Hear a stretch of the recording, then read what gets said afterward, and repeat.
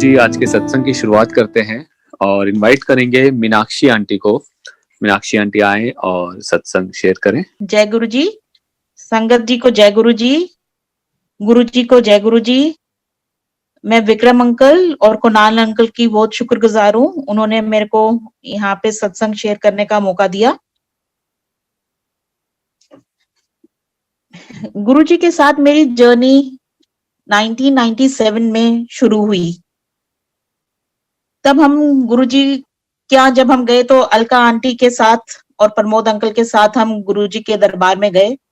तब गुरु जी का दरबार एम्पायर स्टेट में हुआ करता था और संगत बहुत ज्यादा नहीं होती थी, काफी कम संगत होती थी। और गुरुजी से जुड़ने का कारण था मेरी सिस्टर इन लॉ को, she was not able to conceive करती थी, मगर वो 3rd मंथ में उनका मिसकैरेज हो जाता था। 3 बार ऐसा हुआ तो काफी परेशान थी। तो अलका दीदी जब इधर जाती थी तो उन्होंने हमें बोला कि आप लोग भी चलिए और गुरुजी का आशीर्वाद लीजिए, गुरुजी बहुत ब्लेसिंग्स देते हैं। तो जैसे उस टाइम परेशान थे, जो जहाँ पे बोलता था वहां पे जाते थे। तो हम लोग गुरुजी के यहाँ गए और गुरुजी के यहाँ गए तो वहां का तो नजारा ही कुछ और था। दरबार सजा हुआ है, गुरुजी बैठे हुए हैं और उनकी फेस में इतनी चमक, इतनी रौनक की, मतलब उनको देखना भी उनको बिल्कुल आप सामने से देख नहीं सकते थे, आपकी आंखें बंद हो जाती थी।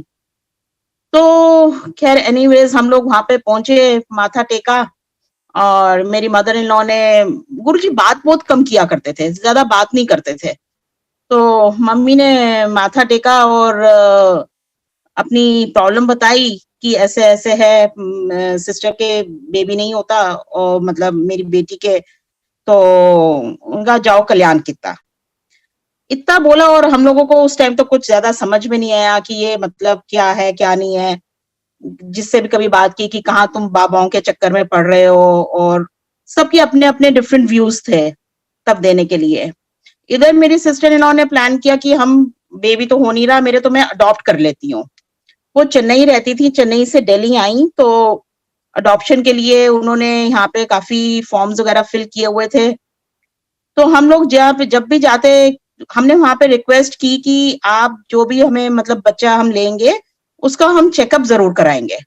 नॉर्मली ये अपने डॉक्टर से ही चेकअप कराते हैं, परमिशन नहीं देते हैं, बट विद गुरुजी's ब्लेसिंग या व्हाटएवर, मतलब हमको उन्होंने परमिशन दे दी कि आप ठीक है, आप ले जाके बच्चे का चेकअप करा सकते हैं। प्लस उनके अटेंडेंट जो होता था वो एक हमारे साथ आया करता था। तो एक बच्चे को लेके आए, उसमें कुछ प्रॉब्लम निकली, फिर दूसरे बच्चे को लेके आए। तब मैं अपनी, मेरी 2 बेटियां हैं, तो मैं अपनी बेटियों को निजामुद्दीन के में एक डॉक्टर हैं, डॉक्टर गुल जगत्यानी, उनके पास लेके जाया करती थी। तो हमारा बहुत फेथ था उनके ऊपर, तो हम उधर ही लेके आते थे इन बच्चों को, जो जो भी हम जिनको मतलब जैसे अडॉप्ट करने का होता था। तो जब हम तीसरे बच्चे को लेके आए तो she was a very healthy baby, very good looking baby, बहुत प्यारी सी बच्ची थी वो। तो जैसे ही उन्होंने देखा, डॉक्टर ने देखा, तो कहती है कि नो, आप इसको नहीं अडॉप्ट कर सकते, इसको तो मेरे को लगता है कि काफी प्रॉब्लम है, ये बच्चा तो मतलब कभी ठीक रहेगा ही नहीं, आपको इसको हमेशा ही मतलब हॉस्पिटल ही भागना पड़ेगा, आप एक ये टेस्ट करवाइए इसका पहले। देन शी सेड कि अच्छा ठीक है, मेरे गुरु हैं फ्रेंड्स कॉलोनी में डॉक्टर आर्यन, उनको एक बार आप दिखा लीजिए, एक बार उधर चले जाइए। सो वी वेंट देयर, वहां पे गए हम। तो वहां पे डॉक्टर साहब को, जब डॉक्टर साहब ने बच्ची को देखा, देन ही आल्सो सेड, उन्होंने भी बोला कि ये बेबी तो इतना हेल्दी है, व्हाई गुल is saying for this test, hepatitis C का टेस्ट बोल रही थी। तो बट मैं उनको बाईपास नहीं कर सकता, तो करा लेते हैं ये टेस्ट। संगीत जी, फिर हमने that time, that test was very expensive also, but then हम उसको बाईपास नहीं करना चाहते थे। हमने कहा ठीक है। इधर क्या हुआ कि जिया जी जो साथ में उनके हस्बैंड आए हुए थे, उन्होंने बोला कि भाई सब चीजें तो ठीक चल रही हैं, अब तो ये बच्चा हम अडॉप्ट कर ही लेंगे। उन्होंने सब पेपर्स वगैरह साइन कर दिए and he went back to Chennai. और जो सेंटर से, अडॉप्शन सेंटर से एक जना जाता था, मतलब टू चेक कि आप जो बता रहे हैं अपना घर और प्रॉपर्टी वगैरह जितना भी आप बता रहे हैं वो एक्चुअल में आपके पास है भी कि नहीं है। तो एक जना जाता था देखने के लिए, टू डू द सर्वे।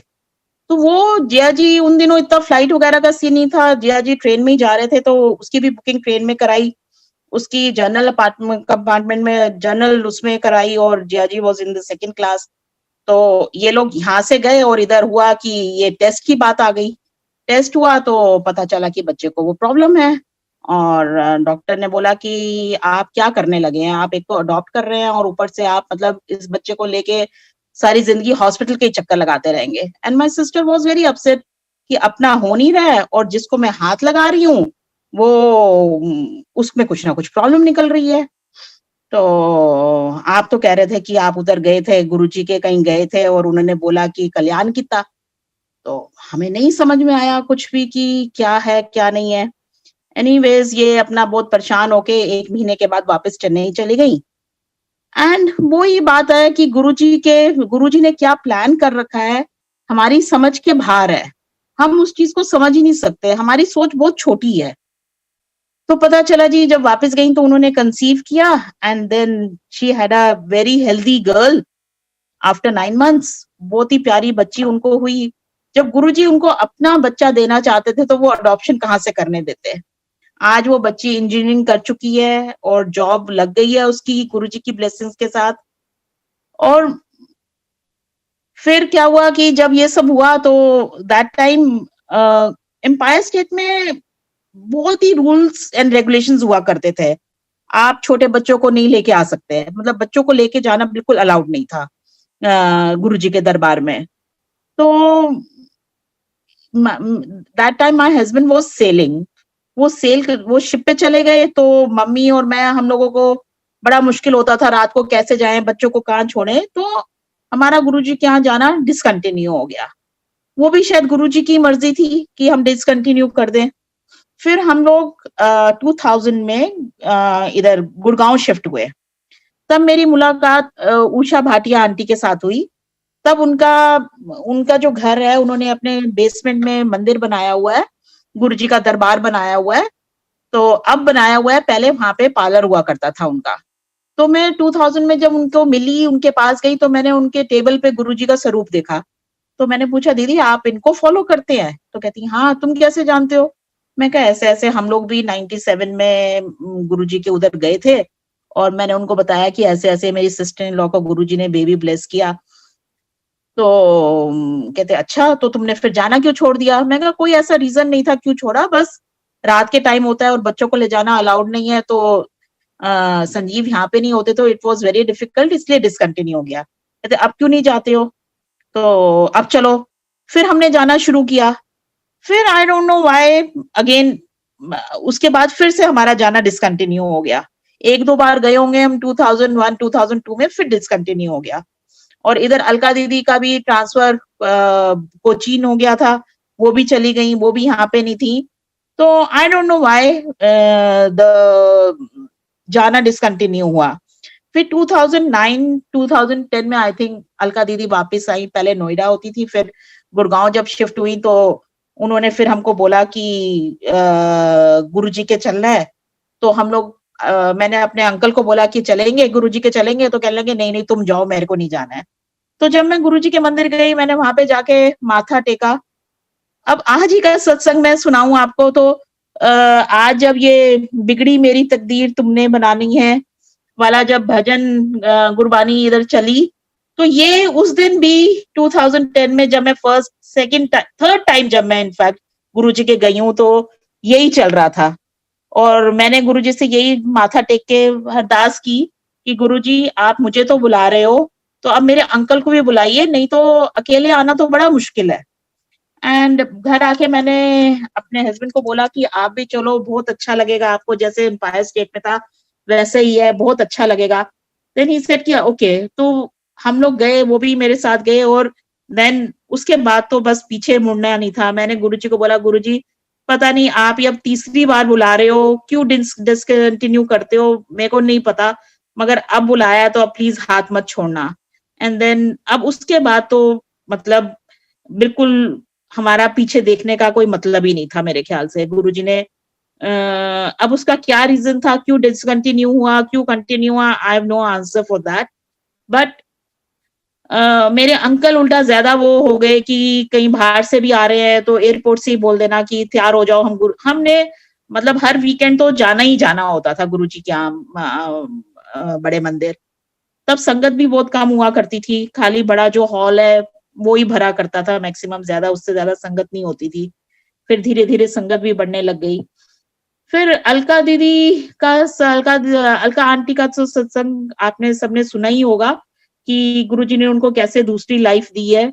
उनको 4th स्टेज कैंसर था और वो ठीक हुई, तो मैं ही उनके साथ कीमो के लिए जाया करती थी। और एक बार हम लोग उनका पेट स्कैन होना था तो दीदी वही गाउन, हॉस्पिटल गाउन पहन के ही बाहर आ गई। तो कहती हैं कि मैंने कहा आपने चेंज नहीं किया? कहते नहीं, डॉक्टर कह रहे हैं कि अभी चेंज नहीं करो, दोबारा से होना है। मैं कहा क्यों दोबारा से क्यों होना है? तो मैं अंदर गई तो देखा कि टेक्नीशियंस और डॉक्टर्स बहुत आपस में मतलब कुछ बात कर रहे हैं। और डॉक्टर ने मेरे को देखा तो गुस्सा होने लगे, आप अंदर कैसे आई हैं? आप बाहर जाइए। तो मैं कहा हुआ क्या है डॉक्टर साहब? कहते नहीं, इनका पेट स्कैन दोबारा से होगा। मैं कहा हुआ क्या है? तो कहते नहीं, वो मतलब बिल्कुल रिपोर्ट देख के इतने परेशान थे कि मतलब शायद उनको कुछ नज़र ही नहीं आ रहा था। जो 4th स्टेज कैंसर था वो कहाँ गायब हुआ, क्या हुआ, उनको समझ ही नहीं आ रहा था। तो मैं कहा एनीवेज़ डॉक्टर साहब उनको बहुत भूख लगी है तो उनको कुछ खिला दूँ क्या मैं? तो कहते हाँ, खिला दो। मैं बाहर आई तो दीदी का फेथ तो मतलब कमाल का ही था गुरुजी के ऊपर। कहते कि लगदा इन्हां नू कुछ नहीं मिला। तभी शायद दोबारा से मेरा पेट स्कैन करना चाहते हैं। आई सेड चलो एनीवेज़ आप कुछ खा लो चल के। तो हम लोग ऊपर कैफेटेरिया में गए तो दीदी ने बोला कि अनकुक्ड कुछ मत लेके आना, कुछ कुक्ड ले आओ। मैं कहा ओके। तो इतनी देर में देखते हैं, मंडे का दिन था संगत जी उस दिन, तो देखते हैं कि दूर से एक ट्रे आ रही है समोसों की। तो कैफेटेरिया वाला भी उसको बोलता है कि भाई तू इस टाइम कहाँ से आ गया? तू तो 4 बजे आता है। तो अलका दीदी बोलती हैं कि देख मीनू, गुरुजी ने समोसे भेज दिए हैं मेरे लिए यहाँ पे। आज हम जा नहीं सके ना बड़े मंदिर। तो इतना सब संगत जी देखने के बाद भी पता नहीं क्यों मेरे मन में, मैंने सब कुछ इतना क्लोज़ली देखा, सब तब भी मेरे मन में पता नहीं क्यों ये था कि मेरे साथ क्या? मैं मेरे ख्याल से तब तक भी बिल्कुल सरेंडर नहीं कर पा रही थी। विश्वास था मगर कहीं कहते हैं ना कि डगमगा रहा था, मतलब अंदर से कहीं न कहीं एक वो फीलिंग थी कि मेरे साथ क्या है कि मतलब मैं आपको मानूँ। पता नहीं क्यों हम इंसान हमेशा ही गुरुजी को या किसी भी जिसको भी फॉलो करते हैं उसको टेस्ट करते रहते हैं। I don't know why, but तब भी मेरे मन में आता था कि मेरे साथ क्या? तो संगत जी मंत्र जाप का मेरी लाइफ में इतनी ज़्यादा गुरुजी के मंत्र जाप की इतनी इम्पोर्टेंस है और मैं कहती हूँ इतना उसकी ब्लेसिंग्स हैं कि 2014 में मई के मन मई था 27th मई। तो यही सब जब अलका दीदी के साथ वो ठीक हो गई और सब कुछ हो गया, फिर भी मेरे दिमाग में मंदिर जाना, सब कुछ करना, गुरुजी को फॉलो करना, सुबह मंत्र जाप करना, सब करना, मगर फिर भी कहीं पे एक डाउट था कि मेरे साथ क्या? तो मैं सुबह उठती थी तो अपना टीवी ऑन कर देती थी, उसमें कुछ ना कुछ भजन आते रहते थे। तो उस दिन मेरी डॉटर की स्कूल में पीटीएम था और मेरी कुछ फ्रेंड्स ने आना था, तो मैंने सोचा कि जाने से पहले कुछ किचन का काम कर जाती हूँ। तो मैंने अभी किचन में कुकर में चने रखे और कर रही थी, मैं वहाँ पे काम कर रही थी किचन के में ही। तो इतनी देर में पता नहीं क्या हुआ, टीवी बिल्कुल ब्लैंक हो गया और मैंने मंत्र जाप करना शुरू कर दिया। और पता नहीं क्या हुआ संगत जी, और वो कुकर फट गया। कुकर फटा तो मतलब इतनी ज़ोर से उसका आवाज़, and I was standing just next to the gas, और इतनी ज़ोर से आवाज़ आई कि हमारी कॉलोनी के जो दूर-दूर तक भी लोग थे, वो भी हमारे गेट पे आ गए कि क्या हो गया, क्या हो गया? एंड एंड मतलब किचन का तो मतलब बुरा ही हाल था। गैस टूट गई, चिमनी टूट गई और मतलब, और संगत जी मेरे ऊपर एक ड्रॉप गरम पानी नहीं, एक चने का मतलब दाना नहीं, कुछ नहीं। मतलब जैसे गुरुजी ने पूरे मेरे आस-पास एक कवच बना दिया कि भई इसको कुछ नहीं करना है, बाकी जो होना है हो जाए। तो और वो जब गैस जब टूटी तो जो सिलेंडर्स हैं हमारे, तो वो ड्राइवे में पड़े हुए हैं बाहर। तो मेरे हस्बैंड भी बिल्कुल शौक से खड़े हो गए, बाहर न्यूज़पेपर पढ़ रहे थे, भागते हुए अंदर आए और मेरी डॉटर नहा रही थी, वो बाहर आ गई मम्मा मम्मा करती हुई, मतलब दोनों ये परेशान। और मेरा मतलब तब भी दिमाग इतना मतलब चल रहा था कि गैस के ऊपर जब गिरा, गैस जब टूटी तो गैस लीक करने लग गई। मैंने बाहर जाके गैस को भी ऑफ किया और मतलब गुरुजी ने मतलब इतना मेरे को बचाया, दूसरी लाइफ ही मैं कहूँगी मेरे को दी, क्योंकि जिसने भी वो किचन देखी उसने बोला कि अच्छा किचन में तो कोई नहीं था ना? मैं कहा नहीं, I was standing next to the kitchen, मैं बिल्कुल चूल्हे के पास खड़ी हुई थी। तो कहते कि आप चूल्हे के, मतलब किसी को विश्वास ही नहीं हुआ कि वहाँ पे होने के बाद इनको मतलब ये कैसे मतलब बची हैं, और बिल्कुल जैसे कवच सा बन जाता है, ऐसे हो गया। तो मेरी छोटी संगत जी, मतलब गुरुजी की बहुत ब्लेसिंग थी, जो मैं आज सत्संग कर रही हूँ, या मेरे को गुरुजी ने दूसरी लाइफ दी। और मेरी छोटी बेटी जो है वो भी गुरुजी को बहुत फॉलो करती है, बहुत मानती है। और उस बच्ची के ऊपर भी गुरुजी की इतनी ब्लेसिंग्स हैं कि मतलब मैं क्या बताऊँ। वो होटल मैनेजमेंट करना चाहती थी, तो ओबरॉय ग्रुप में सारे हमने फॉर्म्स भरे, उसके सब कुछ किया, सब जगह उसने एग्ज़ाम्स दिए, बहुत अच्छे उसके नंबर आए। वो ओबरॉय ग्रुप के साथ करना चाहती थी, स्टेप प्रोग्राम उनका। और उस टाइम जब उसने एग्ज़ाम दिया तो 4000 किड्स ने फॉर्म भरे और खाली 20 सीट्स थी संगत जी। तो समझ में नहीं आया कि ये होगा कैसे? तो बस उसका एक ही आंसर होता था, जय गुरुजी। उससे जब भी कुछ बात करो वो जय गुरुजी। तो मैं कहा अच्छी बात है भई, ठीक है। तो गुरुजी ने उसका एडमिशन करा दिया ओबरॉय में। हम उसको जयपुर छोड़ने गए राजविलास। तो जब वहाँ का हमने प्रॉपर्टी का टूर हमको लगवा रहे थे, तो वहाँ पे एक शिव मंदिर है, जो संगत जी 280 साल पुराना है। और उसको अगर बाहर से देखो तो वो लगता है कि जैसे मस्जिद है। क्योंकि जब मुगल्स आए थे तो वो शिव मंदिर को ना डैमेज कर दें, ना तोड़ दें, तो इसलिए उसका बाहर का जो लुक है उन्होंने वैसा दे दिया, जैसे कि मस्जिद का होता है, वो 4 पिलर्स के साथ और वैसे। तो वहाँ पे रोज़ मतलब पूजा होती है, सब कुछ होता है। तो मैंने उधर पंडित जी थे, मैंने उनको पूछा कि क्या मैं अंदर जाके माथा टेक सकती हूँ? तो उन्होंने कहा, "हाँ जी, हाँ जी, आप चले जाइए।" संगत जी जब मैं अंदर गई, तो पता नहीं क्यों मतलब मुझे ऐसे लगा कि जैसे गुरुजी वहाँ पे हैं और गुरुजी मेरे को पूछ रहे हैं, "और कुछ चाहिदा तैनू?" तो वहीं पे मैंने बस अपना माथा टेक दिया, मैंने कहा। और इस प्रोग्राम में संगत जी हमने उसके ऊपर, बच्ची के ऊपर 1 पैसा नहीं खर्च किया। एक मतलब उल्टा उसको स्टाइपेंड मिलता था। उल्टा उन्होंने ओबरॉय ग्रुप वालों ने उसको स्टाइपेंड दिया हर मंथ, उसके यूनिफ़ॉर्म के पैसे, उसकी ग्रेजुएशन के पैसे, मीन्स एवरीथिंग वाज़ फ्री, मतलब बिल्कुल फ्री। मतलब गुरुजी मतलब कैसे सब चीज़ें सँभाल लेते हैं, कैसे कर लेते हैं, इट्स अ ब्लेसिंग। तो कोशकी, मेरी बेटी का नाम कोशकी है, उसने वहाँ पे गुरुजी का ग्रुप जॉइन कर लिया जयपुर में। तो उसका फ़ोन आया कि मम्मा मैंने यहाँ पे गुरुजी का ग्रुप जॉइन कर लिया है। तो उसको जब भी टाइम मिलता था, जब भी जा सकती थी, जब उसका शिफ्ट नहीं होती थी या उसकी क्लास नहीं होती थी, तो वो सत्संग पे चली जाती थी। तो एक दिन उसका अराउंड 7 बजे के करीब फ़ोन आया कि मम्मा मैं ना सत्संग के लिए जा रही हूँ। तो इनका जो रेज़िडेंस है वो थोड़ा आउटर स्कर्ट्स में है जयपुर के। तो मैं कहा कि बेटा जा तो रही है ठीक है, मगर तू ना थोड़ा ज बस चाय प्रसाद लेके वापस आ जाना। तो कहती है ओके मम्मा। तो अराउंड 8:15 के करीब इसका फ़ोन आया, मैं कहा आ गई वापस तू चाय प्रसाद? कहती नहीं मम्मा, मैं तो पूरा लंगर करके आई हूँ और सब कुछ करके आई हूँ। मेरे को जहाँ पे मैं बैठी थी सबसे पहले वो अंकल ने बोला पहले इस बच्ची को दे दो, और आप मतलब और मज़ेदार बात बताऊँ आपको? मैंने कहा क्या हुआ? कहती बाहर निकली तो एक ऑटो वाले अंकल खड़े थे। उन्होंने बोला कि बेटा तुमने जाना है? तो नहीं तो नॉर्मली वहाँ पे पूछते हैं भई कितना पैसे दोगे? कुछ नहीं पूछा, तुम बैठो, मैं तुमको छोड़ दूँगा। तो कहती मम्मा उनको कैसे पता चला कि मेरे को कहाँ जाना है? मैं कहा कहती मम्मा जय गुरुजी। मैं कहा जय गुरुजी बेटा। तो संगत जी ये विश्वास और ये सरेंडर और ये पहले सब चीज़ें मेरे को नहीं समझ में आती थी। बहुत समय लग गया मेरे को गुरुजी के साथ जुड़ने में। अब लगता है कि हम मूर्ख थे जो हम गुरुजी को पहचान ही नहीं सके, और कैसे ये सब हो गया।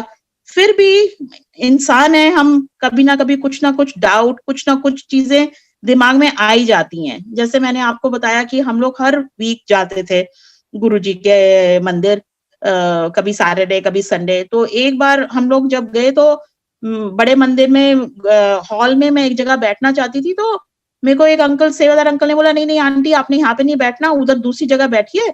उन्होंने किसी और को इशारा करके वहां पे बिठाया। तो पता नहीं क्यों दिमाग में आया कि ये सेवादार ना बहुत पार्शियलिटी करने लगे हैं, अपने जान पहचान के लोगों को ऐसे बिठाते हैं। मैंने किसी से शेयर नहीं की ये बात, मगर मेरे दिमाग में ये बात आई। और गुरुजी कैसे किसी का दिमाग पढ़ लेते हैं, उनको कैसे पता चल जाता है, मतलब बिल्कुल मेरे को विश्वास नहीं हुआ। 3-4 दिन के बाद ही गुरु पूर्णिमा थी, तो गुरु पूर्णिमा में हमेशा बड़ा सत्संग होता है, बड़ा फेस्टिवल होता है। तो वहाँ पे जाने की बात हुई, तो जो-जो मेरे साथ मेरी कार में जाते थे, बाय चांस उस दिन सबने मना कर दिया। अलका आंटी ने भी मना कर दिया, मम्मी ने भी, मतलब सबने कुछ ना कुछ कि नहीं आज नहीं जा पाएँगे, मेरे को ये तकलीफ है, नहीं जाएँगे। तो मैं भी बैठ गई कि अच्छा भई कोई भी नहीं जा रहा है, अब अकेले कैसे जाऊँगी? मगर मन नहीं माना मेरा। तो मैंने अंकल को अपने फ़ोन करके बोला कि नहीं मैं, कोई नहीं जा रहा है मगर मैं जा रही हूँ। तो गुड़गाँव की संगत मोस्टली यहाँ फरीदाबाद रोड से हम लोग जाते हैं गुरुजी के मंदिर। तो मेरे अंकल ने बोला कि ठीक है तुम जा रहे हो तो अच्छी बात है, मगर तुम ना वापसी पे तुमको लेट हो जाएगा तो तुम मेहरौली रोड से ही आना, इधर अंदर वाले रास्ते से मत आना। मैं कहा हाँ ठीक है। तो मैं गई हूँ संगत जी, तो मैंने वहाँ पे कार पार्क की, तो वहाँ पे एक कार खड़ी हुई थी। कार पार्क की तो कार, वो अंकल ने बोला आंटी बैठिए, बैठिए जल्दी बैठिए इसमें। तो उसमें मैं बैठी, वहाँ से आगे जूता स्टैंड थोड़ा बाहर की टाइप जगह होता है, वहाँ पे जूते उतारे, जूते उतार के मैं बिल्कुल काफ़ी रश था, तो मैं बहुत पीछे खड़ी हुई थी। तो आगे अंकल एक खड़े थे, सेवादार अंकल खड़े थे, उन्होंने इशारा करके मेरे को बोला आगे आ जाइए, मतलब ऐसे इशारा किया उन्होंने दूर से। तो मेरे को समझ में नहीं आया, मैं इधर-उधर देख रही हूँ कि किसी और को बुला रहे हैं शायद। तो उन्होंने बोला कि नहीं मतलब आप, बाकी संगत जो आस-पास की, नहीं आपको बुला रहे हैं। मैं कहा मेरे को? मैं कहा मैं तो इनको जानती नहीं हूँ मगर क्यों बुला रहे हैं मेरे को? और मैं कहते हैं हाँ आपको, तो मैं आगे आ गई। आगे आ गई और फिर हम लोग लाइन चलनी शुरू हुई। तो अंदर मंदिर में जब घुसे, तो अंदर मंदिर में जब मेन हॉल में बड़े उसमें बीच में थोड़ी जगह खाली होती है और दोनों तरफ से रास्ता बन जाता है। तो वहाँ से रास्ता बना हुआ था, लोग जा रहे थे, तो वहाँ पे जो गुरुजी की बिल्कुल गद्दी के सामने एक सेवादार अंकल खड़े थे, उन्होंने बोला कि आप इधर बैठ जाइए। तो मेरे को थोड़ा-सा ताज्जुब हुआ कि ये क्यों बोल रहे हैं ऐसा, यहाँ पे बैठ जाइए। तो मैं वहाँ पे बैठ गई और मेरे को एकदम से वो दिन याद आया जब मैंने बोला था कि सेवादार पार्शियलिटी करते हैं। तो मतलब गुरुजी ने मेरे को मतलब झट से उस चीज़ का आंसर उस दिन दे दिया कि ऐसा कुछ नहीं होता। यहाँ पे कोई पार्शियलिटी नहीं होती, कुछ नहीं होता। और उन्होंने मेरे को वहाँ पे बैठने के लिए कहा, मैं बैठ गई वहाँ पे। कुछ नहीं बोला उन्होंने, बाकी सब संगत को उठा रहे थे, कुछ कर रहे थे, मेरे को एक बार नहीं उन्होंने उठने के लिए बोला। मैं अपने आप ही उठ के बाहर गई और लंगर प्रसाद लिया और घर वापस आई। घर वापस जब आई तो मैं 6 पौने 6 के करीब 6 बजे घर भी पहुँच गई। तो घर में सब बोले कि तुम क्या बीच से ही वापस आ गई हो? मैं कहा ऐसे खुले दर्शन दिए आज गुरुजी ने कि मतलब जो सब लोग जाते तब भी नहीं होते। तो गुरुजी की ब्लेसिंग्स हम कहाँ-कहाँ काउंट करें, कैसे-कैसे काउंट करें, मतलब इट्स वेरी डिफिकल्ट टू से।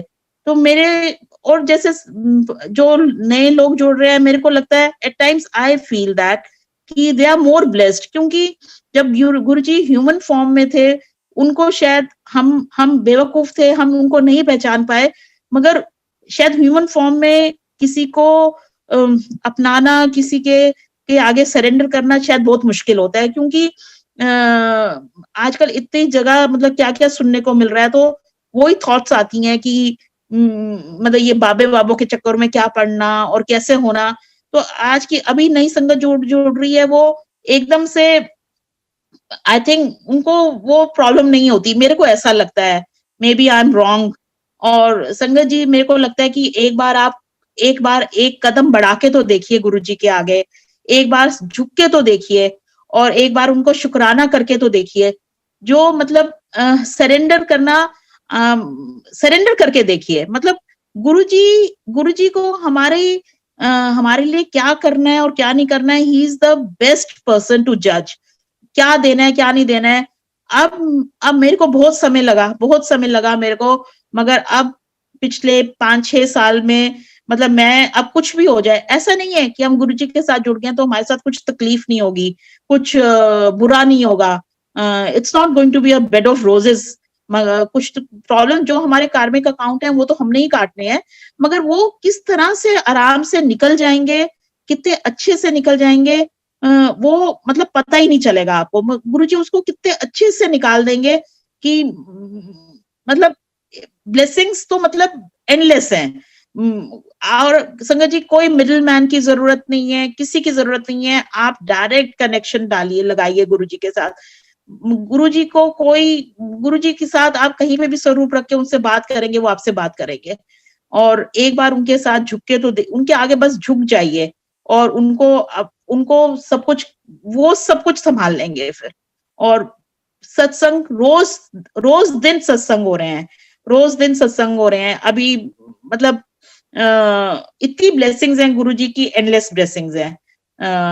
मैं यहीं पे बस अपने आप को रोकती हूँ और गुरुजी का शुक्राना करती हूँ।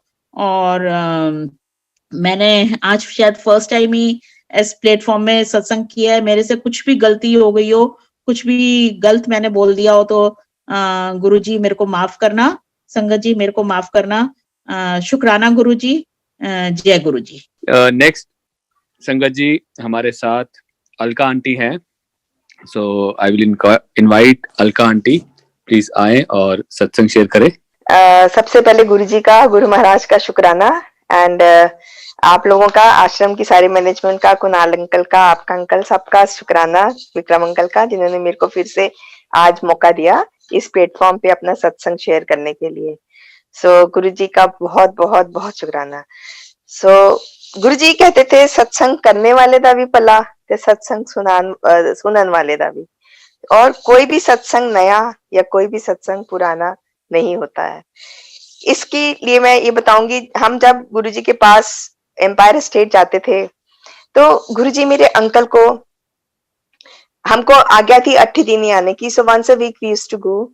तो गुरुजी हमें, मेरे को, अंकल को हमेशा खड़ा कर देते थे। अंकल को, हम नोएडा रहते थे तो नो आइडिया बुलाते थे, नो आइडिया वाला, नोएडा वाला आजा, तो सत्संग सुना। सो उसके बाद फिर इशारा करते थे। तो मेरे अंकल हर वीक जाते थे तो उनको लगता था सेम स्टोरी मैं सुनाता हूँ, क्योंकि उनको हार्ट अटैक हुआ था और शुगर की बहुत प्रॉब्लम थी। तो गुरुजी के पास जाने के बाद आई थिंक 97 में या 97 में उनको हार्ट अटैक आया था। एंड उसके बाद 10 साल, 8-9 साल बाद एंजियोप्लास्टी हुई, क्योंकि डॉक्टर्स ने बोला कि अभी एंजियोप्लास्टी करने की जरूरत नहीं है, 60% ब्लॉकेज है। एंड अभी हम 60% ब्लॉकेज में एंजियोप्लास्टी नहीं करते हैं। सो गुरुजी की ये ब्लेसिंग थी कि गुरुजी ने अंकल की हार्ट प्रॉब्लम सॉल्व करी, और दवाई आपने प्रसाद से, लंगर प्रसाद से, और एक गुरुजी को हमने पहले भी बताया था, खूब मिठाई खिलाते थे मेरे अंकल को और उनकी शुगर ठीक करी। और uncle every day, every week same satsang कई बार सुनाया उन्होंने। और उसके बाद आके मेरे अंकल ने छुपना शुरू कर दिया, जाके पीछे बैठ जाते थे, कभी किसी के पीछे के गुरुजी देख नहीं रहे हैं। उनको ये नहीं पता था कि गुरुजी तो आप कहीं भी बैठो, ऊपर चले जाओगे, गुरुजी आपको वहां भी देख रहे हैं। तो फिर अंकल दूर से इशारा करते थे और कहते थे तेनू बुलाया आजा। तो एनीवे, सो दिस वाज गुरुजी की ब्लेसिंग्स थी, जो गुरुजी खड़ा करते थे। कुछ लोगों के लिए हमें भी ब्लेसिंग्स मिलती थी और जो सुनता था उनको भी ब्लेसिंग्स मिलती थी। सो एज मीनाक्षी आंटी ने बताया कि मेरे को कैंसर हुआ था और मैं 4th स्टेज, जिन लोगों ने पहले सत्संग नहीं सुन रखा, 4th स्टेज कैंसर से गुरुजी ने बाहर निकाला मेरे को, नई लाइफ दी। सो शुक्राना गुरु महाराज का। एंड उसके बाद हमने 2004 में, ये भी मैंने बताया था, 3 में जाना बंद कर दिया गुरुजी के दरबार में, एम्पायर स्टेट। उसके बाद हम लोग 2004 में केरला चले गए। हम सोचते हैं कि गुरुजी हम जब सत्संग करने बैठते हैं ना, तो ये गुरुजी के हाथ में हमारी डोर चली जाती है। आई डोंट नो हम लोग क्या क्या सोचते हैं, ये बोलेंगे वो बोलेंगे वो बोलेंगे, बट जो गुरुजी बुलवाना चाहते हैं संगत जी, हम वो ही बोल पाते हैं। हम हमारी मर्जी नहीं चलती है यहाँ भी। तो हमने सोचा कि हम केरला जा रहे हैं, तो मीन्स गुरुजी ने हमें नहीं छोड़ा, हम गुरुजी को छोड़ सकते हैं, पर गुरुजी हमें कभी नहीं भूलते हैं, कभी नहीं छोड़ते हैं। गुरुजी हमें हमेशा याद रखते हैं। एक बार हाथ पकड़ लिया तो गुरुजी के लिए हम उनकी संगत है और गुरुजी हमें लुक आफ्टर करते हैं। उसके बाद वो कैसे, मैं वो बताती हूँ। वी वेंट टू केरला इन 2004। तो हमें बहुत बुरा लगा कि हम नॉर्थ में रहते हैं, दिल्ली में रहते हैं, हमें साउथ में कंपनी ने ट्रांसफर दे दी, बहुत दूर जा रहे हैं, वहां लैंग्वेज प्रॉब्लम्स भी, कई प्रॉब्लम्स थी केरला में। तो बहुत बुरा हुआ हमारे साथ, पर नहीं, गुरुजी को पता था कि हमें क्यों उन्होंने वहां भेजना है, ये उन्हीं की प्लानिंग थी। तो मेरे अंकल के ऑफिस में कई प्रॉब्लम्स क्रिएट हुई उसके बाद, जो जिसने अंकल जिन्होंने मेरे अंकल से चार्ज लिया, उनको कुछ महीनों के बाद काफी प्रॉब्लम्स आई जॉब में और उनको काफी एलिगेशंस लगी उनके ऊपर। सो गुरुजी को पता होगा कि किसी स्कैंडल में फंस जाएगा, इसलिए इसको निकालो बाहर। तो गुरुजी को सब पता होता है। उसके बाद फिर अच्छा ये हुआ कि मेरा बेटा है छोटा वाला Saurabh, he is in Australia now. तो वो पढ़ता नहीं था यहाँ, हम लोग कंपनी अकोमोडेशन में रहते थे। एक बहुत बड़ा कॉम्प्लेक्स था जिसमें बच्चों के लिए सभी कुलीग्स थे मेरे हस्बैंड के, सभी अंकल आंटियां थी और फ्रेंड्स इतने थे कि बता नहीं सकती। And he was more incline towards sports, games खेलता था, डांस करता था, ड्रामा करता था। एंड उसको पढ़ाई में इंटरेस्ट नहीं था कि मैं बुक खोलूं।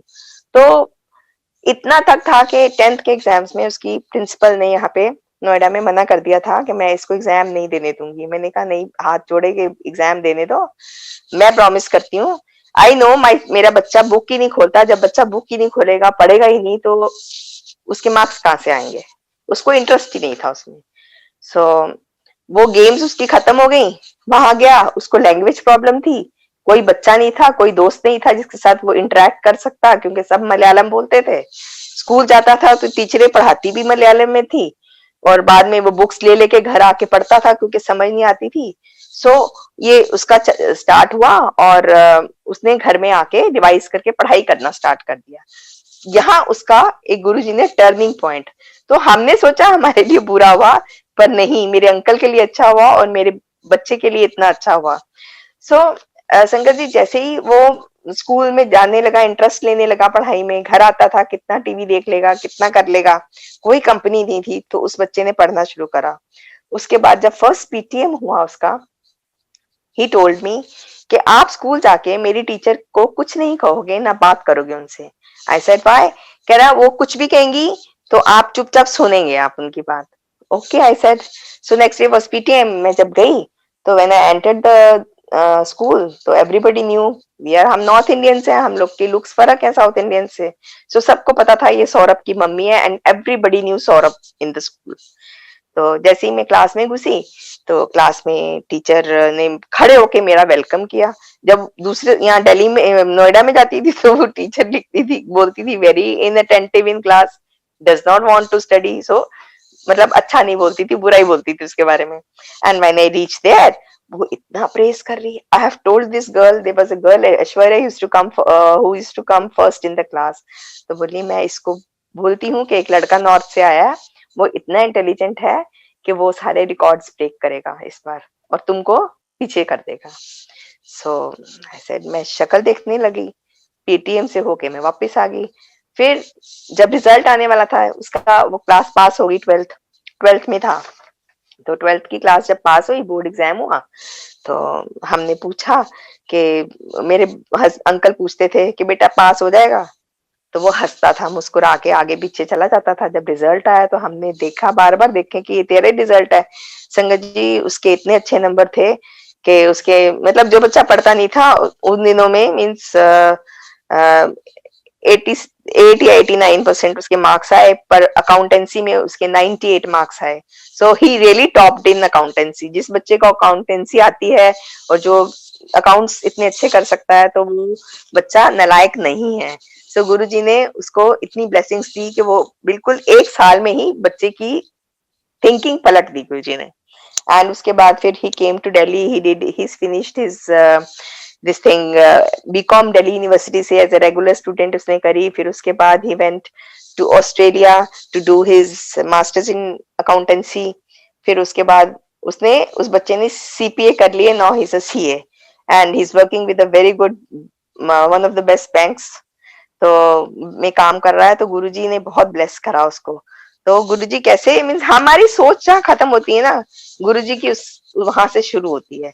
सो गुरुजी को बिलीव करो, गुरुजी को सरेंडर करो, देन वेट वॉच एंड सी क्या क्या गुरुजी देते हैं, क्या क्या गुरुजी करते हैं। एंड गुरुजी से मैंने जो सीखा मैं वो बताऊंगी। गुरुजी हमेशा कहते थे कि एक अच्छा इंसान बनो, अगर किसी का अच्छा नहीं तो बुरा भी मत करो, और अपने घर की ड्यूटीज पूरी करो, घर को निग्लेक्ट नहीं करो। शाम को क्यों संगत होती थी, क्योंकि वो कहते थे कि अपने घर को निग्लेक्ट करके नहीं आना है, अपने घर को पहले देखो, अंकल आंटियों का ध्यान रखें, आंटी अंकल का मीन्स प्यार मोहब्बत से अपने घर में रहो। दैट इज, इसको गुरुजी एम्फेसिस देते थे। सो एक मैं गुरुजी के वहां का बताती हूँ। जब हम एम्पायर स्टेट जाते थे तो मेरे अंकल हैं, मेरे अंकल की बुआ जी के हस्बैंड थे। सो एक दिन उनको कैंसर हुआ, हमने बोला कि हम आपको चलो गुरुजी को मिलवाते हैं, हमारे गुरुजी हैं, हम आपको लेके जाते हैं। I think it was Thursday और फ्राइडे हम उनको लेके गए। गुरुजी जनरली होते थे उस दिन, बैठते थे। तो हम जैसे ही पहुंचे एम्पायर स्टेट तो उन्होंने बोला कि गुरुजी तो आज नहीं है। मे बी गुरुजी मिलना नहीं चाहते थे उनसे। तो हम बड़े मायूस हुए, हम लोग वापिस आ गए। तो नेक्स्ट डे हम लोग गए और नेक्स्ट डे फिर हमने गुरुजी को बताया कि गुरुजी ऐसे ऐसे हम अपने अंकल को लेके आए थे, तो आप मिले नहीं, वो बीमार है। तो गुरुजी ने क्या ओदी फोटो लेके आई। तो हम नेक्स्ट डे उनकी फोटो लेकर गए अंकल जी की। तो फोटो लेके गए तो गुरुजी ने वो फोटो लेके उल्टी कर दी, उल्टा दी फोटो को, और अपनी फोटो निकाली एक अपने पास से, गुरुजी की अपनी दी फोटो निकाल के छोटी सी एक स्वरूप निकाल के गुरुजी ने कहा कि ए ऑन रिकॉर्ड रख देना। तो हमने वो फोटो जो है उनके पास रख दी, अंकल जी के पास। तो अंकल बहुत बीमार थे, ही वाज मतलब वो उन्होंने पलट दी, दैट मींस के ये नहीं ठीक होंगे या कुछ में, हमने ये हमें अंदाजा लगाया उससे। तो पर पेन्स और एगनीज उनकी कम हो गई अंकल की, अंकल को स्मूथ डेथ हुई। तो जब उनकी मौत आने वाली थी तो किसी ने कहा कि इनको श्वास नहीं निकल रहे हैं, तो किसी डैडी ने बोला कि इनके कपड़ों में या इनकी जेब वेब में देखो कुछ है तो नहीं, इनके तकिए के नीचे। सो उनके पॉकेट में गुरुजी की फोटो थी, और गुरुजी की फोटो पॉकेट में होने से उनकी श्वास नहीं निकल रहे थे। तो जैसे ही फोटो निकाली गुरुजी की तो अंकल ने अपने प्राण त्याग दिए। सो आई कैन से कि गुरुजी अगर हमारे पास है तो इवन मेरे साथ तो प्रूफ हुआ है कि यमराज भी लेने नहीं आ सकता। सो गुरुजी किसी चीज को भी टाल सकते हैं। सो गुरुजी, शुक्राना गुरुजी। फिर मैं और एक सुनाती हूँ सत्संग। एक बारी कुछ साल पहले हम लोग कहीं घूमने गए, मेरे अंकल को पैर पे एक छाला हो गया। दैट छाला वो बढ़ते बढ़ते बढ़ते, because is a sugar patient, वो काफी बढ़ गया और उसमें ना पानी निकलना शुरू हो गया। We went to the doctor, हमने उनको दिखाया, डॉक्टर ने चेकअप किया, डॉक्टर ने कहा ये तो गिंग्रीन हो गई है, इसमें तो अंगूठे पे है तो अंगूठा तो काटना ही पड़ेगा अगर पैर नहीं तो। सो हम बहुत परेशान हो गए। गए अगले दिन, उसने कहा कि कल आना, हम अगले दिन गए तो इन्होंने कहा गुरुजी सिर्फ एक छोटी सी अरदास करी, ये अंगूठा या पैर नहीं कटना चाहिए, हूं तुसी वेख लो। तो गुरुजी ने क्या हुआ, वो जो डॉक्टर अंकल थे, डॉक्टर साहब थे, उनके मन में एकदम विचार आया, he was fixing the time कि किस दिन ऑपरेशन करूंगा मैं आपका, मीन्स अंगूठा काटूंगा। दैट वाज, अंगूठा तो कटेगा ही और हम देखेंगे कितना तक फैल चुका है वो गिंग्रीन, हो सकता है पैर भी काटना पड़े। तो बोला 1 मिनट रुकिए, आप ना जरा एक एक्सरे निकलवा के ले आइए। हम दोनों गए, हमने एक्सरे निकाला। एक्सरे निकलवाने गए तो एक्सरे निकाल के लाए, उसने देखा तो there was an orthopaedic surgeon, उनके पास उसने भेजा वो एक्सरे लेके कि जाइए जरा उनको दिखा दीजिए, मैंने उनसे बात कर ली है। तो डॉक्टर्स ने आपस में बात कर ली, whatever he had to see, उन्होंने देखने के लिए बुला लिया। तो उन्होंने बोला कि डॉक्टर ने फिर उनको बोला कि देखो जो फुटबॉल प्लेयर्स होते हैं वो लोग जब फुटबॉल खेलते हैं तो उनकी अक्सर बोन्स टूट जाती हैं या गल जाती हैं, तो हम लोग उस स्टेज में क्या करते हैं, उनकी वो बोन निकाल देते हैं। तो इनके भी केस में वो बोन गल गई है, आप एक बारी ट्राई करिए कि वो बोन निकाल के बाहर फेंक दीजिए, एक बारी करके तो देखो। सेकंड ऑप्शन तो है ही है, अंगूठा काटने वाली या पैर काटने वाली। तो एनीवे वो सिर्फ अंगूठे का ही गला हुआ था, तो अभी अंगूठा ही काटना था उसने। उसके बाद जब उन्होंने बोला ठीक है, नेक्स्ट डे उन्होंने बुलाया हमें कि आप आ जाइएगा, एक 2 घंटे का है प्रोसीजर, 1 घंटे का, तो हम इनको एक दिन एडमिट करेंगे और इनका एक कर देंगे। तो हम लोग चले गए। तो नेक्स्ट डे जब उसने किया, उसने सिर्फ वही किया जो डॉक्टर ने कहा था, बोन निकाली और बाहर फेंक दी। एंड इस बात को आई थिंक एटलीस्ट 8 साल हो गए होंगे, 7-8 साल। मेरे अंकल का अंगूठा बिल्कुल ठीक है। कहने का मतलब ये है कि गुरुजी को सब पता है, गुरुजी को अरदास करो और गुरुजी में विश्वास रखो, तो गुरुजी सब कुछ ठीक करते हैं, सब कुछ ठीक करते हैं। और कई इंस्टेंसेस तो मैंने ऐसे भी देखे हैं कि अगर गुरुजी आपको नहीं भी जानते हैं, कई लोग सुनाते हैं, तो गुरुजी उनका भी आज की डेट में भी आते हैं, कल्याण करके चले जाते हैं। मेरी एक फ्रेंड है लवली, उसका हस्बैंड अभी नहीं है, वो उनके हस्बैंड की डेथ हो चुकी है, पर शी टोल्ड मी कि उनके जो हस्बैंड है उनका कोई हार्ट का सर्जरी होनी थी, हार्ट की सर्जरी होनी थी। तो वो सब कुछ होके, तैयारी होके, उनको डॉक्टर्स सर्जरी करने के लिए ऑपरेशन थिएटर में ले गए। ऑपरेशन थिएटर में ले जाने के बाद कुछ रिपोर्ट्स टेस्ट किए होते हैं, वो टेस्ट और पूरा देख के उसके बाद ही सर्जरी की जाती है। तो जब सर्जरी के उससे पहले रिपोर्ट्स आई, तो डॉक्टर्स ने देखा कि उनकी क्लोराइड का जो अमाउंट था बॉडी में वो बहुत कम था। तो वो कम होने से वो सर्जरी नहीं कर पाए, उन्होंने ऑपरेशन थिएटर से पेशेंट को वापस भेज दिया। वो कमरे में आए और मतलब डिसअपॉइंटेड भी थे कि सब कुछ तैयारी हो गई, सब कुछ हो गया और सर्जरी नहीं हुई। वापस उन्होंने कहा हम कुछ मेडिसिन देंगे आज और कल फिर करेंगे इसको ट्राई। तो ओके, तो उन्होंने अपनी फ्रेंड को बोला, वो गुरुजी को मानती थी, वो लवली आंटी की फ्रेंड गुरुजी को मानती थी कि ऐसे ऐसे मेरे हस्बैंड की सर्जरी हो रही थी और उनको ऑपरेशन थिएटर से वापस भेज दिया गया। तो जैसे ही उनको वापस भेजा, तो उन्होंने कहा ये मेरे गुरुजी की फोटो है हमारे, ये उनके तकिए के नीचे या कहीं रख देना, गुरुजी ब्लेस करेंगे। तो वो अपना आई, अंकल को बताया नहीं, तो क्योंकि वो गुरुद्वारे को मानते थे, तो उन्होंने बोला पता नहीं कुछ बोलेंगे कि फोटो नहीं रखनी है कुछ। उन्होंने, आंटी ने चोरी से उनके तकिए के नीचे, पिलो के नीचे फोटो रख दी। उसके बाद नेक्स्ट डे उनकी सर्जरी थी, वो अपना सर्जरी वगैरह हो गई ठीक ठाक सर्जरी होगी, आके आए। उसके बाद आई थिंक 3rd डे, मतलब सर्जरी के नेक्स्ट डे सुबह, हॉस्पिटल्स में जनरली वो क्लीन करने के लिए आते हैं बेड, तो वो अंकल मतलब आईसीयू में भी नहीं रखा, सर्जरी से सीधा वो अंकल इतने अच्छी तरह उन्होंने रिस्पॉन्ड किया कि उनको रूम में शिफ्ट किया गया। एंड वो फोटो निकली तकिए के नीचे से। वो अंकल पूछते हैं कि ये कौन है? तो उन्होंने कहा ये मेरी फ्रेंड के गुरुजी हैं, उन्होंने ये फोटो रखवाई थी कि गुरुजी ब्लेस करेंगे, आप इनके पास रख दो। तो कहते हैं ये कहाँ है, कहाँ रहते हैं गुरुजी? कहते हैं गुरुजी ने तो चोला छोड़ दिया, गुरुजी का मंदिर है, गुरुजी वहां रहते हैं। कहती गुरुजी ने चोला छोड़ दिया? उन्होंने कहा हाँ। कहते नहीं, ये तो गुरुजी कल रात को मेरे कमरे में आके मेरे बेड पे बैठ के मेरे से बातें करके गए और मुझे ब्लेसिंग्स देके गए। गुरुजी अभी भी लोगों को आके दर्शन देते हैं। दिस इज आवर गुरुजी। गुरुजी को वो अंकल जानते भी नहीं थे और अंकल ने उनको ब्लेसिंग्स दी और ब्लेसिंग्स देके वो गए। तो कहने का मतलब ये है कि जरूरी नहीं है गुरुजी के साथ हम अभी जुड़े हुए हैं, हम गुरुजी के साथ पता नहीं वो भी अंकल कब से जुड़े होंगे, पर लेकिन उसके बाद फिर गुरुजी ने उनको 2-4-5 साल की एक्सटेंशन दी और अब हो गए 2-3 साल उनकी डेथ हो गई है। गुरुजी ने उनको अपने पास बुला लिया। गुरुजी का बहुत बहुत बहुत बहुत शुक्राना। और अब मैं अपने बेटे के शादी के लिए बता देती हूँ, एक आध सत्संग सुना देती हूँ।